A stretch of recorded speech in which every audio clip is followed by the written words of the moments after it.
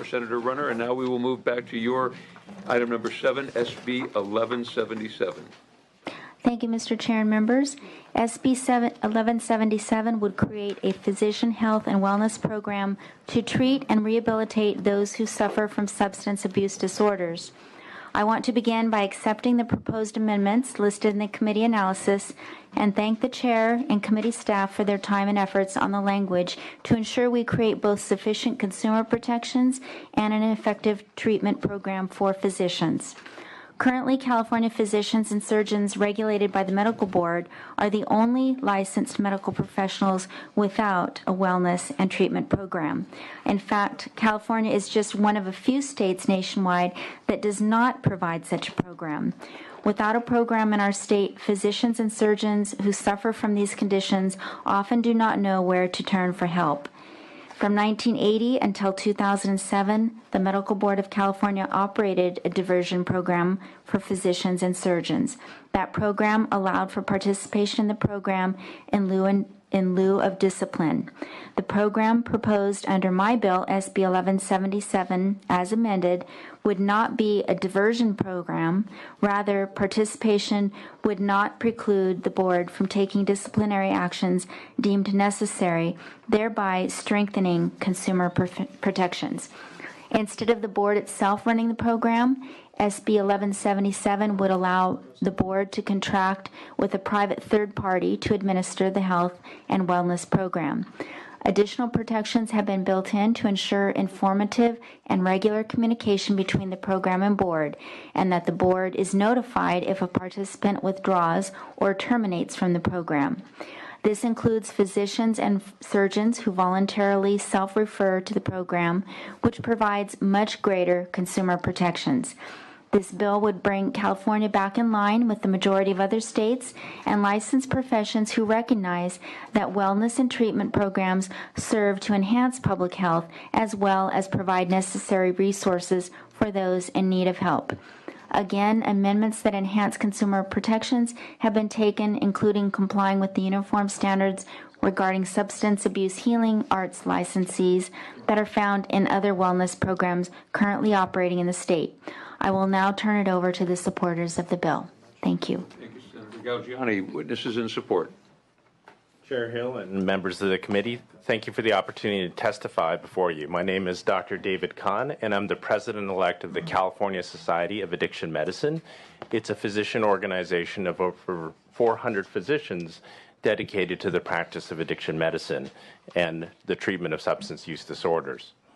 I'm here to tell you today that Senate Bill 1177 will create a much-needed statewide physician health and wellness program, which is essential for the early identification of physicians with addictive disorders.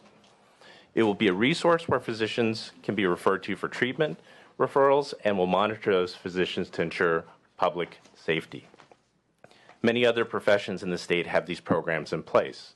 Doctors of osteopathic medicine, DOs, nurses, dentists, pharmacists, and attorneys, just to name a few. Yet allopathic physicians have no options available even when they face the same illnesses. Physician health programs enhance early detection, potentially impairing illness, with documented long-term maintenance of remission with successful outcomes. It has been determined that safety-sensitive workers do best when offered cohort-specific treatments at facilities that specialize in with specialized experience in treating healthcare professionals. Such treatment has been demonstrated in the evidence to improve outcomes for physicians and the prognosis. Addiction has been recognized as a chronic disease for over 50 years. It responds equally well to treatment, just like other chronic diseases. Unlike other chronic diseases, however, addiction carries denial and stigma, and this prevents people from getting the treatment that they need. Physicians who suffer from substance use disorders need to break through that denial and stigma in order to succeed in treatment, and this program would provide that doorway that they can get the help that they need. To protect patient safety, the American Medical Association recommends that all states provide medical treatments along with monitoring for healthcare professionals with substance use problems.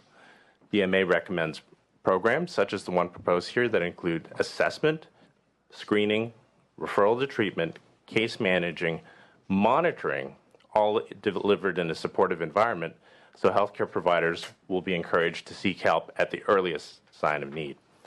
California needs a statewide program where physicians and those who are trying to intervene with physicians can get the help that they need.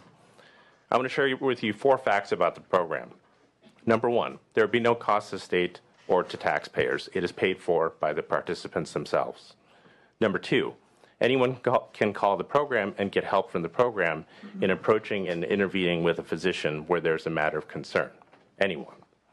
Number 3, doctors with these disorders, just like anybody else, will not come forward to get treatment or will come forward to access the program unless the program is kept confidential.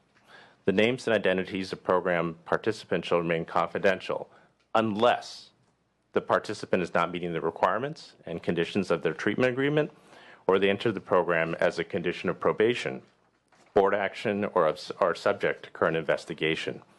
And the 4th, there are many safeguards that exist in physician health programs, and none of these safeguards now exist in a coordinated manner without such a program. In short, depending on the area that you're in, whether it's rural, urban, or mixed, you have different access to different types of treatments. To protect our patients, we must find the most effective way to shield them from healthcare professionals who are impaired by their abuse of alcohol or other drugs. A well-designed system of assessment, early intervention, treatment, and monitoring will be of the greatest benefit to Californians. A system based on punishment will only cause those who need the help to hide their problems. And this environment creates a greater threat to the health and safety of California healthcare consumers. This is why I'm here today, seeking your support for Senate Bill 1177 and your support of protecting the public by creating an effective physician health and wellness program for the state of California. Thank you. Thank you. Others in support? Janus Norman on behalf of the California Medical Association, recognizing the late hour. Just want to thank the chair for working so diligently with ourselves and the author to put forth a product that I think is stronger than existing practice and provides really good protections, not only for the patients, but for those physicians that have an illness that hasn't reached the impairment stage, that they are able to seek the care that they rightfully need, and here to answer any questions. Thank you, Mr. Norman. Others in support? Mr. Chairman, members of the committee, Randall Hager representing the California Psychiatric Association. We're here to urge your support for this very important bill. Thank you very much. Others in support? Hi, I'm Jennifer Simoes with the Medical Board of California. The board has not actually taken a position on this bill, but the board did approve elements of a physician health program that the board could support at its October 2015 board meeting. The board staff would like to thank the committee staff for working so diligently on this bill. And with the amendments, the board staff believes that they do comply with the board approved elements, and we'll be taking this bill to our next board meeting in May. Thank you. Thank you. Hi, good afternoon, Mr. Chair and members. Connie Delgado with the California Hospital Association. We are in support of this bill and believe it will really help with protecting the patients and the public. Thank you very much, Ms. Delgado. And Jody Hicks with the California Academy of Family Physicians in support. Very good. Thank you, Ms. Hicks. Others in support? See no one. Those in opposition, please come forward. And maybe if...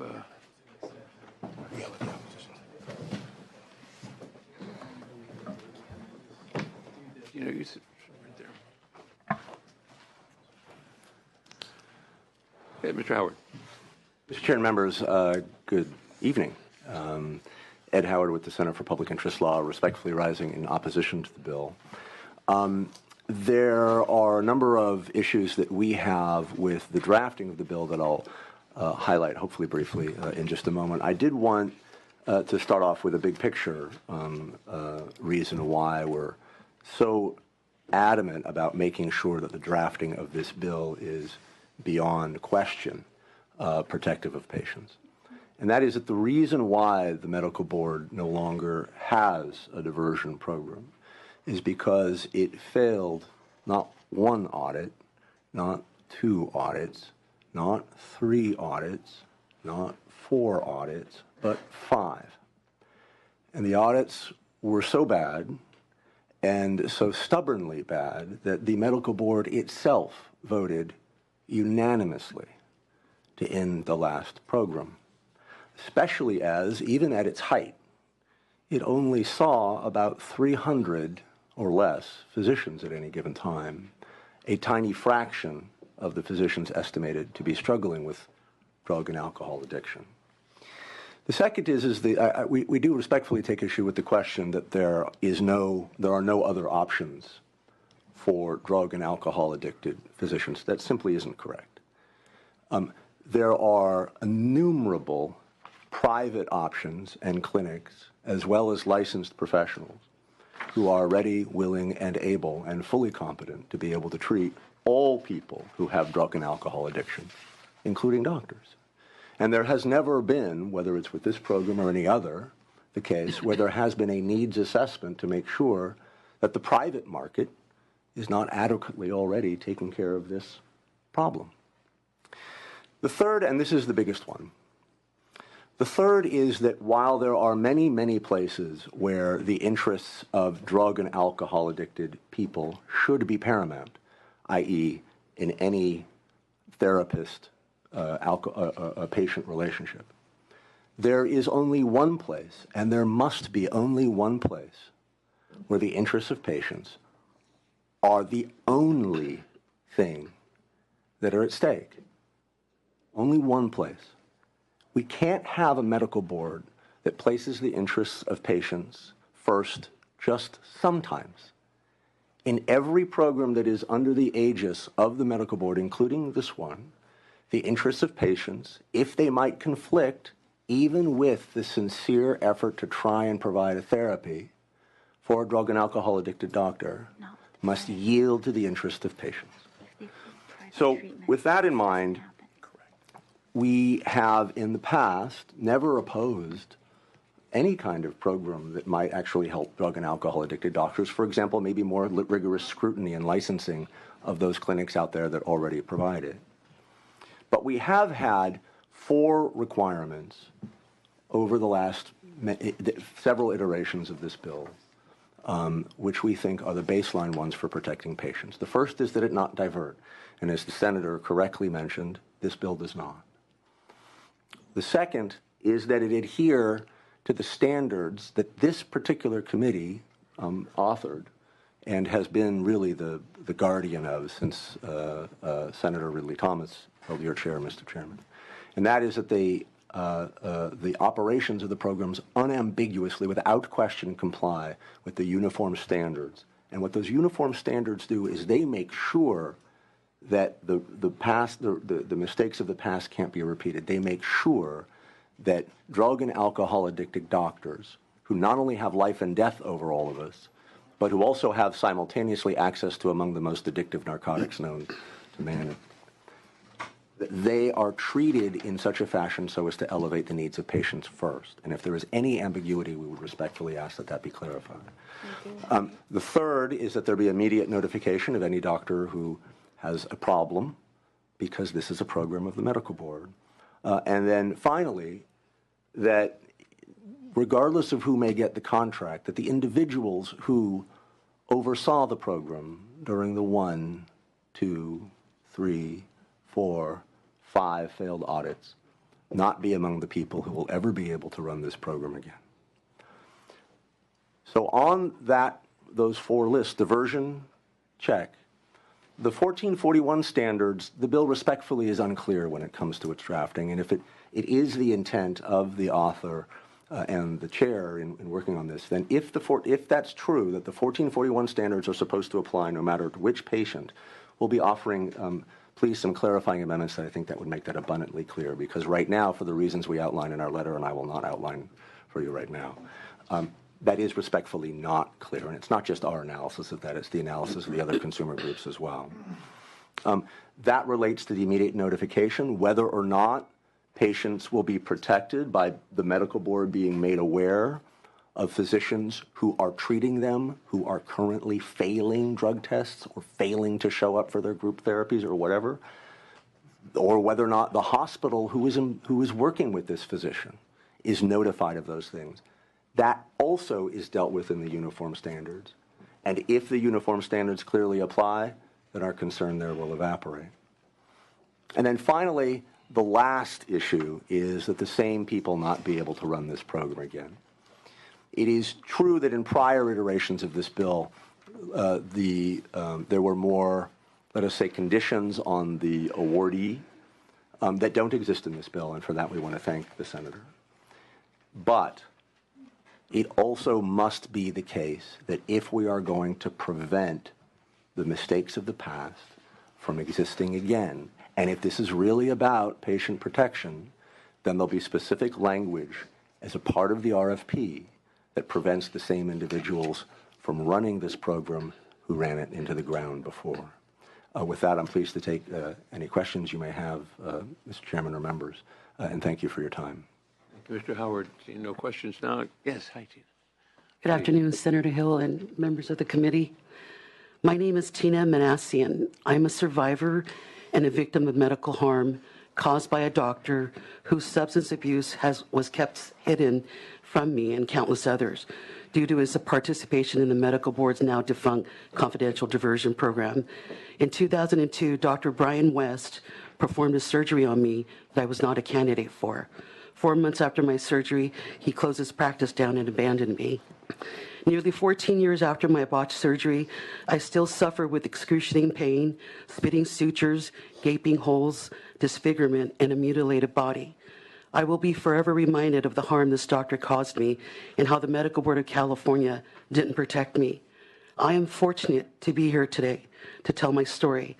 I know many other patients who were victims of the same physician while he was in diversion. In fact, some have died.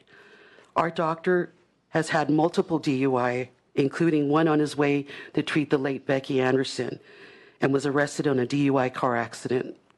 Last week, Michelle Montserrat Ramos was here to testify before you about the death of her fiancé, Lloyd Montserrat, at the hands of another substance-abusing physician. If he had the right to know that his doctor was a substance abuse physician, he would be alive today. When Dr. Brian West operated on me, his addiction and his participation in the medical board's diversion program were kept confidential from me and all his other patients. He had multiple chances at diversion. Had this information been available to us, some of these patients might not have died, and I wouldn't have been injured. His license was revoked 7 years after my surgery. Last week, Senator Hannah Beth Jackson, you asked, quote, "Who's protecting the patients?" SB 1177 would allow physicians accused of substance abuse to be diverted into a confidential substance abuse program, and that information will be kept secret from the patients. As soon as a physician is required to enter a substance abuse-related program, that information should be publicly reported on the medical board's website. Further, substance abusing physicians who've been referred by the medical board into treatment should be required to disclose that to their patients. The involvement of substance abuse should never be a cause to allow secrecy or reduce public reporting requirements, such as information about actions taken by the board on a doctor's online profiles. The proposed amendments to SB 1177 include half a dozen sometimes conflicting provisions regarding what information must be kept confidential by the medical board. Multiple proposed amendments undermine transparency. For example, 2342F says, quote, "This system shall ensure absolute confidentiality in the communication to the board." While 2343E says, quote, "Any information received, developed, or maintained regarding a physician and a surgeon in the program should not be used for any other purposes." In addition, SB 1177 undermines the uniform standards. In 2008, SB 1441, Mark Ridley Thomas, became law requiring uniform standards for, among others, substance abusing physicians. The uniform standards were finally adopted by the medical board only very recently in July 2015. They set out specific protocols for action regarding physicians who were brought to the medical board's attention for substance abuse. The uniform standards for substance abusing physicians should be given sufficient time to work before putting in place any new system that might interfere with them. There is no need to create a special program that may interfere with the oversight responsibilities of the medical board. Former medical board president Richard Fantozzi said, quote, "To hide something from consumers, something so blatant, is unconscionable today." If the medical board is not willing to meet its mission to protect California patients, then we look to you to protect your constituents, California voters, California consumers.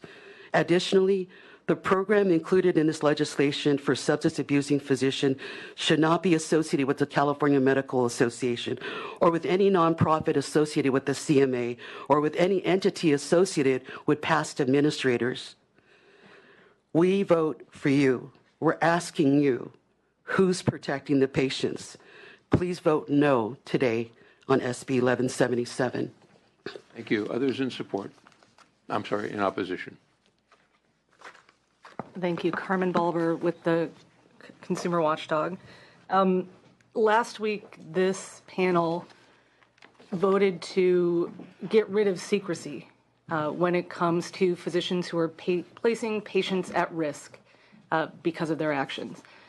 Our fear with this version of this bill is that it continues that kind of secrecy, not just keeping patients in the dark about physician substance abuse, but even the medical board, even the regulators who are there to protect patients.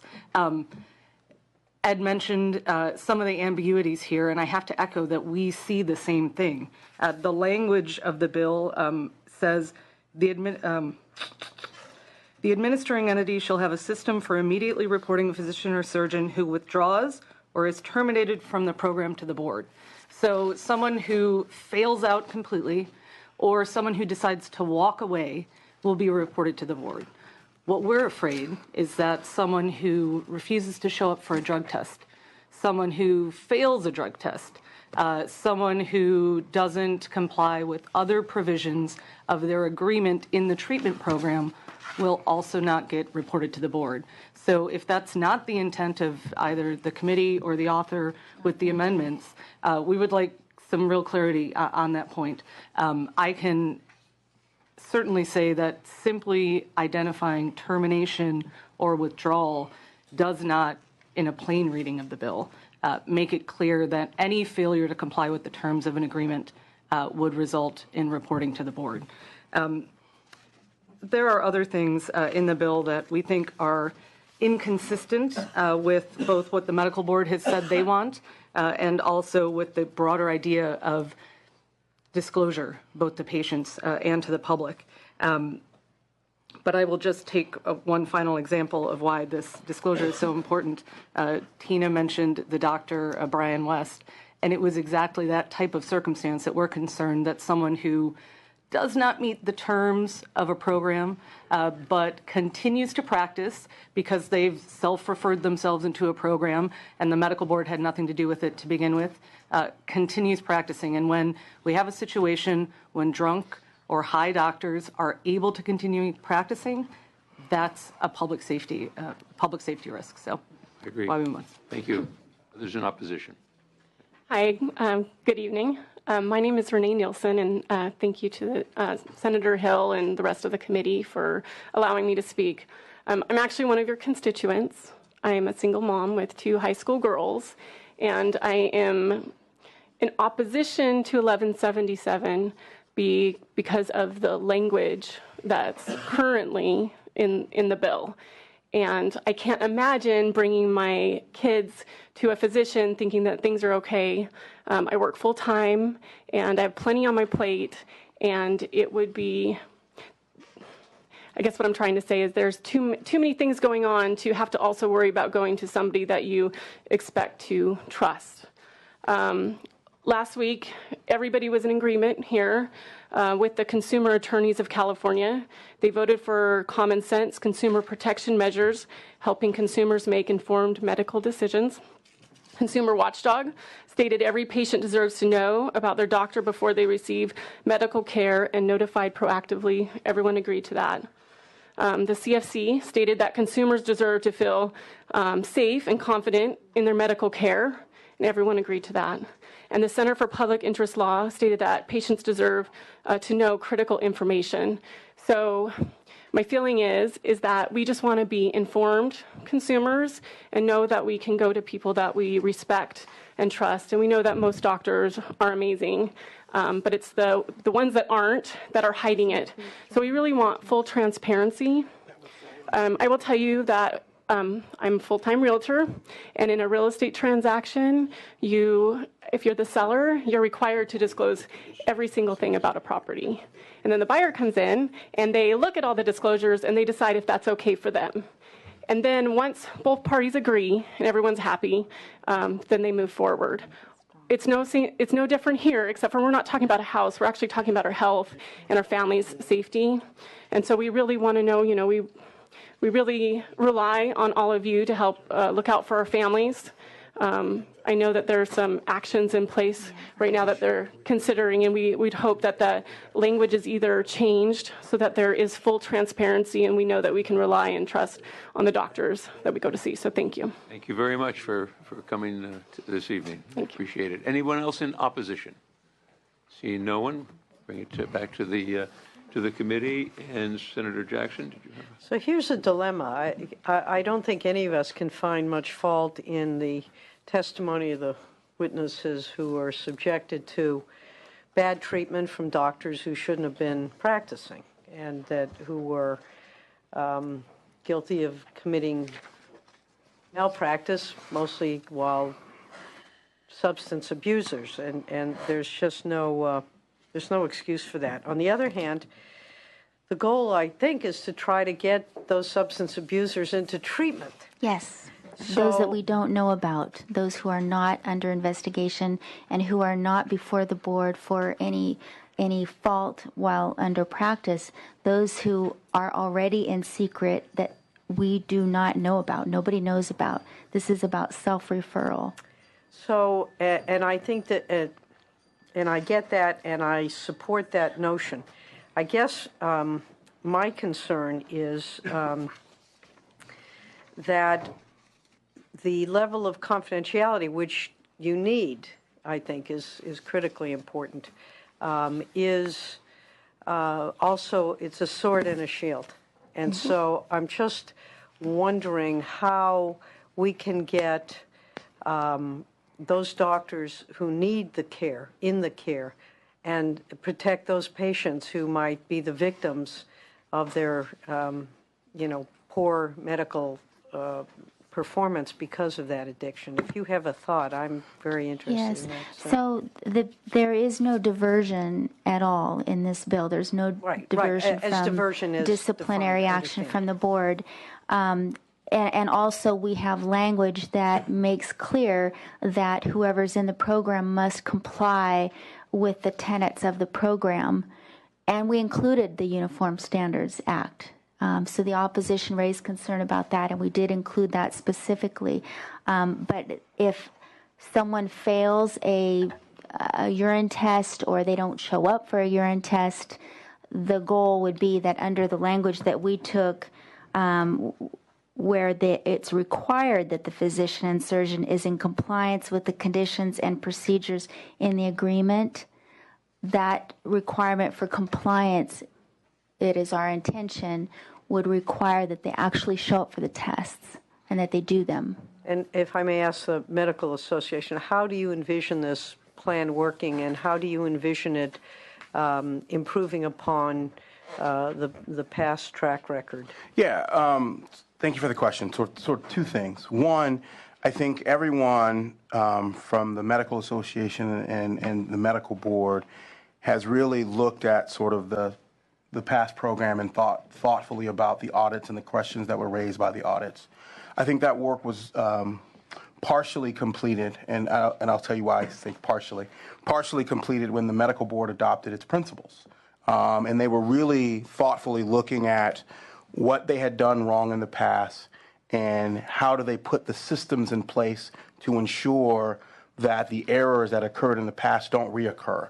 And I think we are picking up on where they left off because clearly they cannot just reestablish the program. They need the authorization to make that happen. And again, so 2 points to that. One, you heard the Medical Board testify that, or their staff testify that they think we've met all of the principles that they had adopted last fall. And two, the bill is an authorization bill. The bill does not mandate or require the medical board to reestablish the program. It gives them the ability to do so. Just in case the medical board in their review looks at it and there's something that they don't think is right, they don't actually have to follow through. We think we've hit the standards. The medical board staff has said we hit the standards. And so we think we've accomplished that objective. How we think this makes the current situation better. You've heard much testimony or some testimony referring to the fact that there are private organizations that physicians can go to. If you go to a private organization, you are completely confidential. No one in the state knows that you are seeking that kind of care. They know about individuals that are referred to those things through board actions and things of that nature, but no one knows.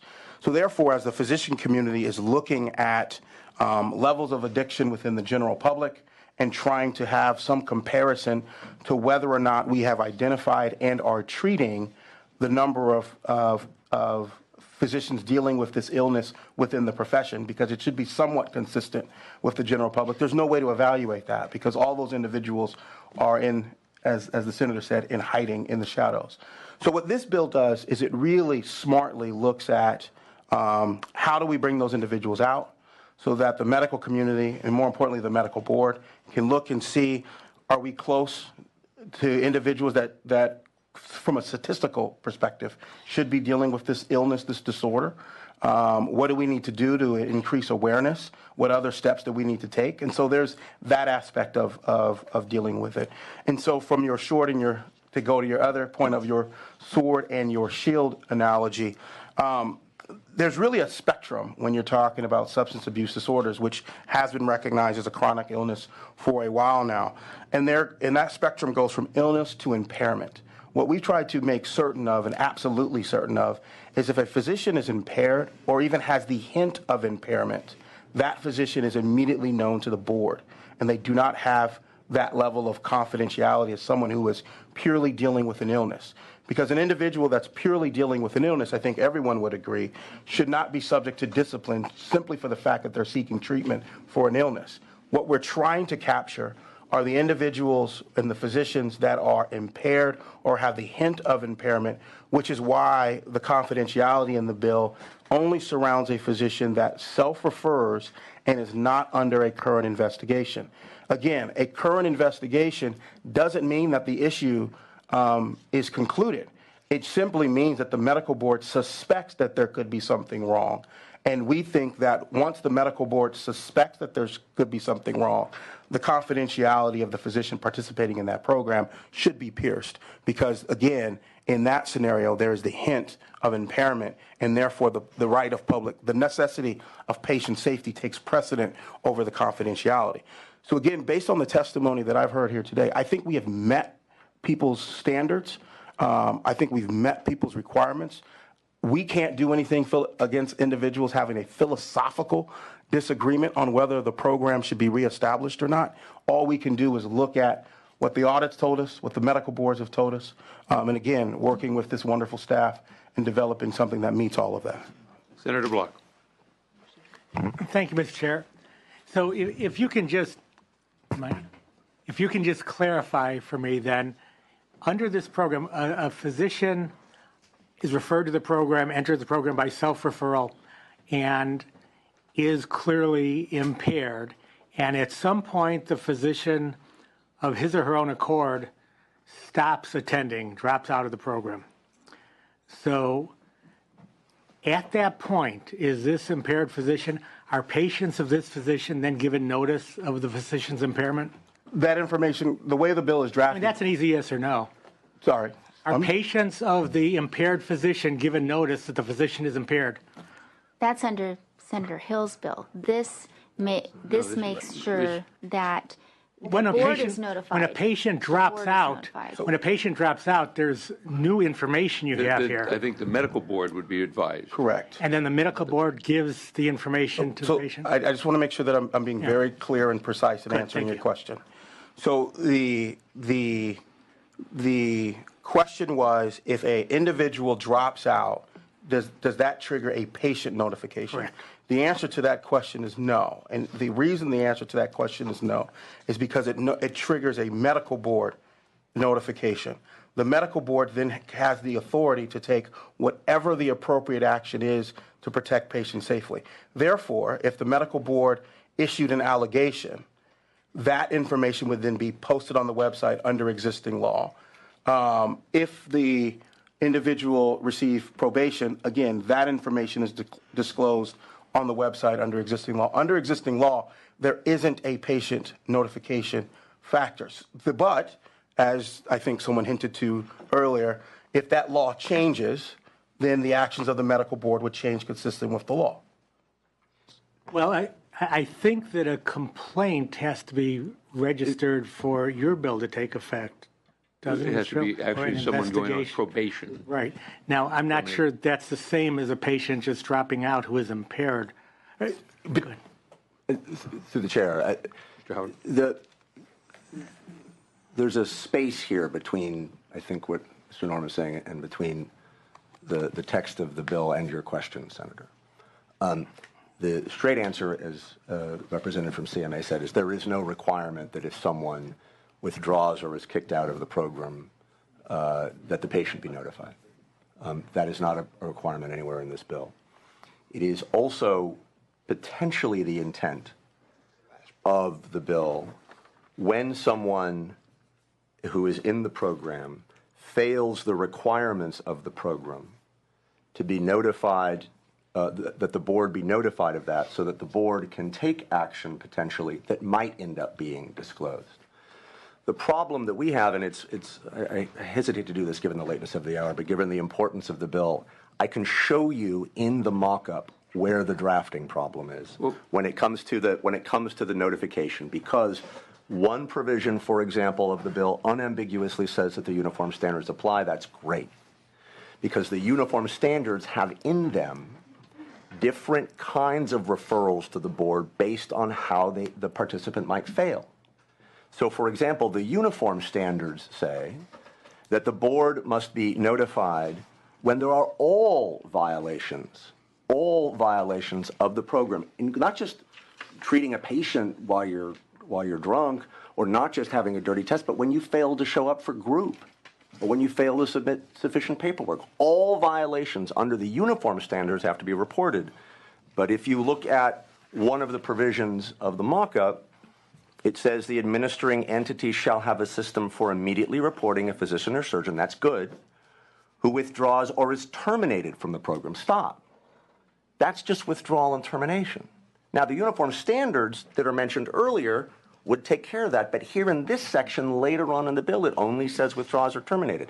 Likewise, that same section, which is F on page 15 of your analysis in the mock-up, the administering entity shall not provide this information to any other individual or entity unless authorized by the physician. Stop. There's a uniform standard that says that under particular conditions, the hospital has to be notified. The supervisor has to be notified. So which one controls? The one that's later and more specific, or the earlier one that is more general but clearly comprehensive? So the protection against the absence of a patient being notified that a physician is in this program, and that, remember, this is a drug and alcohol addicted physician who's seeing our family members. The protection against being notified is absolute 1,000,000% clarity that the uniform standards apply. Why? Because that's how the medical board finds out about it, and that's how the medical board takes appropriate steps to make sure that the public is protected. So just to follow up, Senator Galgiani, I'm sure that that's what you intend to have happen. I just need your assurance. For me to support the bill, and I'm prepared to support it, I just need some assurance that that is, in fact, you'll work with Mr. Howard, and that is, in fact, where you want to get. So these folks we've heard from who have been so severely injured by doctors who are either incompetent or inebriated or whatever will be protected. And with that assurance from you, I'm happy to support the bill. Thank you, Senator Block. Senator Mendoza. Thank you, Mr. Chair. First of all, I appreciate all the testimony today, and it's a very important bill. Obviously, This committee has demonstrated, especially last week's bill, we are definitely conscious and we recognize the need to protect our patients and our constituency. This bill is a little bit different in the sense that we're actually allowing the opportunity for doctors to step forward to get the treatment that they need so they could continue to treat our constituents. I do, understand we do have a doctor shortage in our state. We want to make sure we help the doctors that are in service right now. We want to keep them. We want to make sure they get the treatment that they need. I appreciate the author's willingness to work with the committee. I saw 4 pages of amendments that you're taking. For me, that tells me that you're willing to work with throughout the process, and I appreciate that. And I know this is not the only stop this bill is going to be taking, obviously. So I support the bill. I support your efforts, and I would like for you to continue, just like Senator Block said, to continue to work with opposition to make the bill better.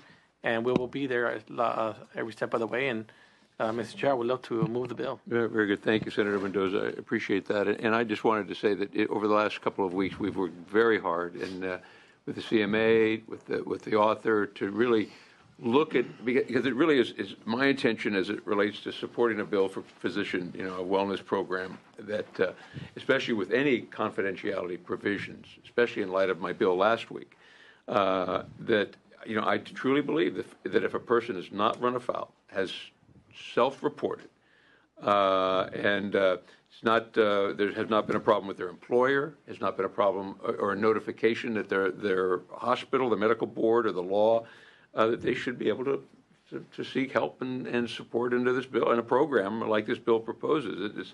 It's only fair since a number of other professions, especially healing art boards, allow for this type of option for their licensees. But and as long as the confidentiality should be allowed to remain in force to struggle through their substance abuse problem, as long as someone does not have a restriction on their license, on their practice, truly is not entering a program because of the hospital where they've been privileges told them that they had to enter a program, not enter it because the board told them as a condition of discipline. These individuals should be allowed to move forward with a program as long as that their hospital didn't, because of their actions, or maybe they're not performing up to the standard and the hospital says. If it's at that point, then that needs to be reported to the board. But if they truly are self-reporting because they think it's in the right interest and they should have that, it really is not our place. I think well, let me just say that it's I think that we when it gets back to the issues that Mr. Howard raised, the 4 issues, and I think everyone in this room is on the same page. I frankly do, because I wouldn't support this unless it met those 14 standards, and one of those is the uniform standards that we talked about. And so if the language needs to be tweaked a little bit to make that clear, crystal clear, that it's the uniform standards, that's not a problem at all. It's not diversion. There's no diversion allowed in this at all.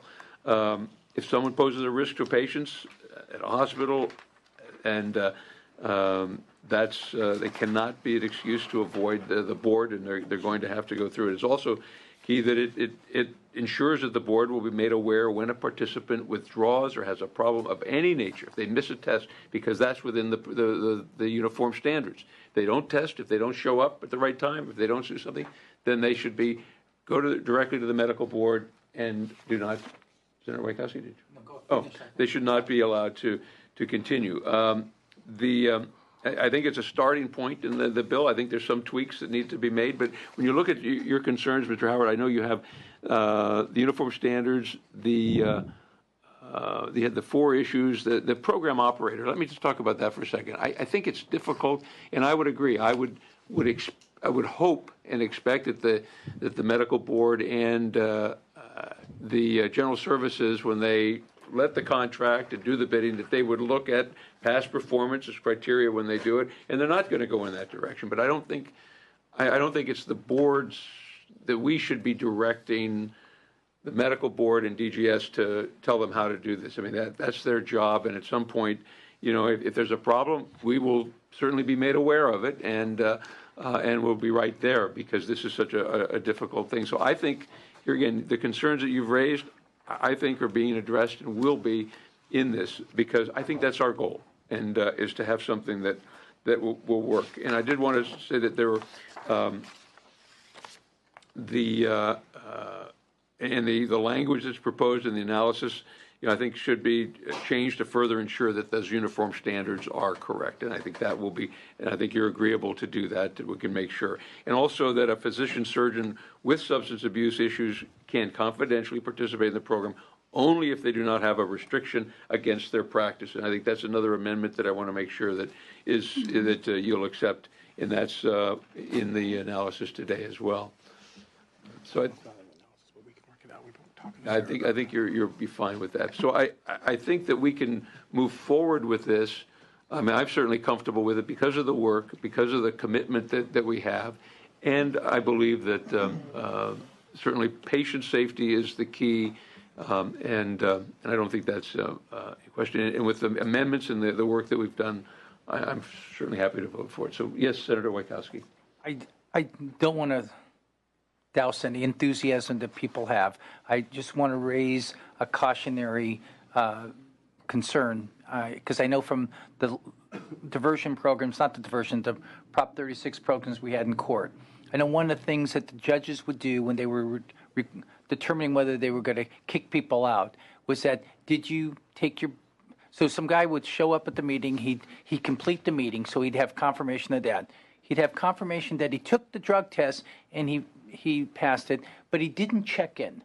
He didn't check in because part of the program that these folks have, because they want to keep people really in line, is that you got to check in. And sometimes, not that lawyers and doctors are pushy, but sometimes they just say, I'm late, I got to go into my counseling, or I got to take my drug test, and I do that, and I don't do the check-in. And I just, I know when we say we want to notify people when they fail and things like that, but I've seen judges kick people out of programs after they were at their meeting and didn't fail the drug test, but they didn't do the administrative check-in. And I just want to be cautioned that we're in our enthusiasm, not that I'm batting for the docs, but maybe today I am. It's just that we be, let people succeed. Let's not try to find ways that they fail.